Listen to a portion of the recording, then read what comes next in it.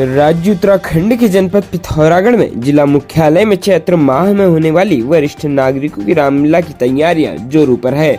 वरिष्ठ कलाकार हर रोज रामलीला मैदान में तालीम ले रहे हैं। कलाकारों को कमेटी के संयोजक गजेंद्र सिंह बिष्ट, निर्देशक सीवी जोशी के निर्देशन में प्रशिक्षण दिया जा रहा है। पहली बार आयोजित हो रही वरिष्ठ नागरिकों की रामलीला में राम की भूमिका गजेंद्र अधिकारी, लक्ष्मण की भूमिका गजेंद्र बिष्ट, रावण की भूमिका जगदीश पुनेड़ा, जनक की भूमिका एलपी जोशी, अंगद की भूमिका हेमचंद्र जोशी निभाएंगे। रामलीला कमेटी के अध्यक्ष भूपेंद्र मेहरा ने कहा है कि अन्य जनपदों के कलाकार भी रामलीला मंचन में प्रतिभाग करना चाहे तो उनका हार्दिक स्वागत है।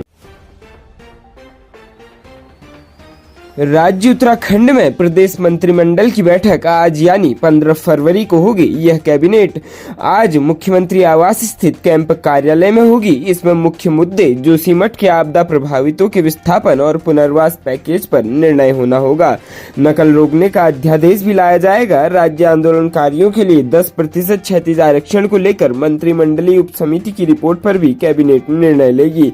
जमीन के सर्कल रेट के प्रस्ताव पर भी मुहर लगेगी तथा नई पर्यटन नीति समेत कई अन्य प्रस्तावों पर कैबिनेट में चर्चा होनी है। उत्तराखंड सरकार की ओर से राज्य की महिलाओं को सरकारी नौकरी में 30% क्षैतिज आरक्षण देने का विधेयक पास करने को हाईकोर्ट में चुनौती दी गई है। मंगलवार को सुनवाई के बाद हाईकोर्ट ने राज्य सरकार से 6 सप्ताह में जवाब देने को कहा है। यह भी कहा है कि पीसीएस परीक्षा का परिणाम इस याचिका के अंतिम फैसले के अधीन होगा। अगली सुनवाई के लिए 4 जुलाई की तिथि नियत की गई है। उत्तर प्रदेश निवासी आलिया ने उत्तराखंड सरकार की ओर से राज्य की महिलाओं को सरकारी नौकरी में 30% क्षैतिज आरक्षण देने संबंधी अधिनियम को हाईकोर्ट में चुनौती दी है। कहा है कि वह उत्तराखंड की स्थायी निवासी नहीं है और उत्तराखंड पर पीसीएस परीक्षा 2021 में उत्तराखंड की अभ्यर्थियों से अधिक अंक लाने के बाद भी अनुत्तीर्ण हो गई। सरकार के वर्ष 2006 के उस आदेश पर हाईकोर्ट की रोक से 24 अगस्त 2022 को रोक लगा दी गई थी, जिसके बाद याचिकाकर्ता का पीसीएस की प्रारंभिक परीक्षा में चयन हुआ। लेकिन हाईकोर्ट की ओर से क्षैतिज आरक्षण में रोक के बाद भी राज्य सरकार ने 10 जनवरी 2023 को राज्य सरकार की ओर से राज्य की महिलाओं को 30% क्षैतिज आरक्षण देने का विधेयक पारित किया गया, जिसके बाद याची को पीसीएस मुख्य परीक्षा के लिए अनुत्तीर्ण घोषित कर दिया गया। याचिकाकर्ता के अधिवक्ता डॉक्टर कार्तिकेय हरिगुप्ता ने बताया कि याचिका में न्यायालय के समक्ष दलील दी गई है कि उत्तराखंड राज्य के पास डोमिसाइल आधारित महिला आरक्षण प्रदान करने के लिए ऐसा कानून बनाने की कोई विधायी अधिकार नहीं है। यह अधिनियम केवल हाईकोर्ट के आदेश के प्रभाव को समाप्त करने के लिए लाया गया है, जो कि वैधानिक नहीं है। भारत के संविधान में इसकी अनुमति नहीं है। यह अधिनियम भारत के संविधान के अनुच्छेद 14 और 16 का उल्लंघन करता है।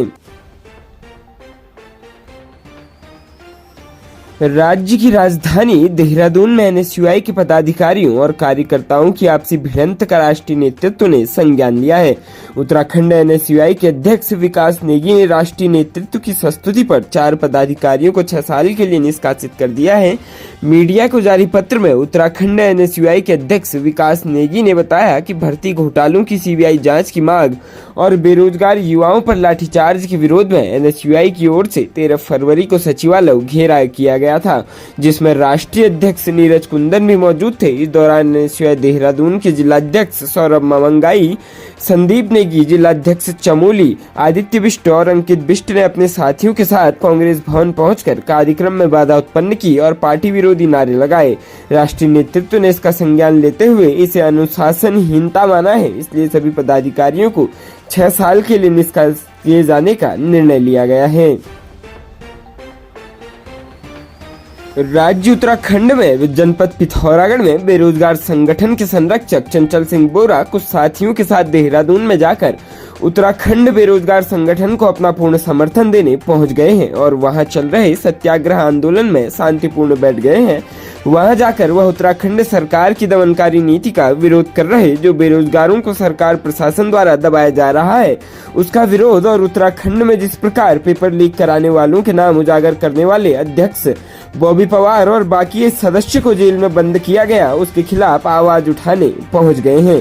पिथौरागढ़ बेरोजगार संगठन के अध्यक्ष भी सुबह 3 बजे से गांधी चौक में सत्याग्रह कर रहे हैं और बार बार सरकार की गलत नीति का विरोध कर रहे हैं।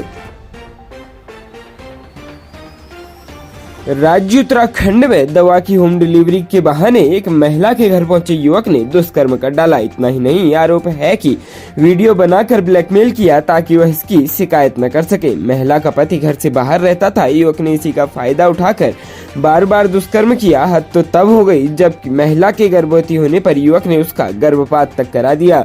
पीड़िता का आरोप है कि युवक की पत्नी ने भी गर्भपात कराने में उसका सहयोग दिया। यह सनसनीखेज मामला राजधानी देहरादून में सामने आया है। दून पुलिस ने मुकदमा दर्ज कर छानबीन शुरू कर दी है। विवाहिता ने थाना राजपुर में तहरीर देकर बताया कि उसके पति बाहर रहते हैं। वह अक्सर अपनी और बच्चों की दवाएं लेने के लिए जाखन स्थित एक मेडिकल स्टोर पर जाती थी। वहीं पर अंशुल राणा उर्फ विक्की राणा नाम का लड़का दवा की होम डिलीवरी करने के दौरान उनके संपर्क में आया। महिला का आरोप है कि अंशुल ने उनकी दवाओं में 29 सितंबर 2022 को नशीली दवाएं दी। इसके बाद महिला के घर आकर बलात्कार किया।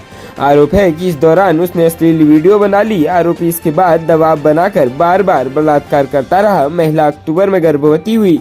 आरोपी इसके बाद दबाव बनाकर बार बार बलात्कार करता रहा। महिला अक्टूबर में गर्भवती हुई। आरोप है कि इस दौरान आरोपी ने दवाएं देकर गर्भपात करा दिया। वह दोबारा जनवरी में गर्भवती हुई तो आरोपी ने महिला को अपने साथ शादी कर रखने को कहा।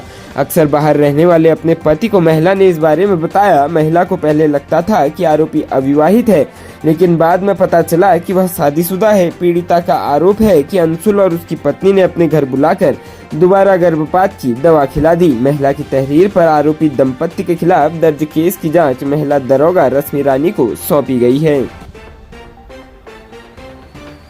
प्रदेश के जनपद पिथौरागढ़ में नगर के लोगों ने मुख्य सड़कों के साथ ही अन्य व्यस्त सड़कों पर भी नए ट्रैफिक प्लान को लागू किए जाने की मांग की है।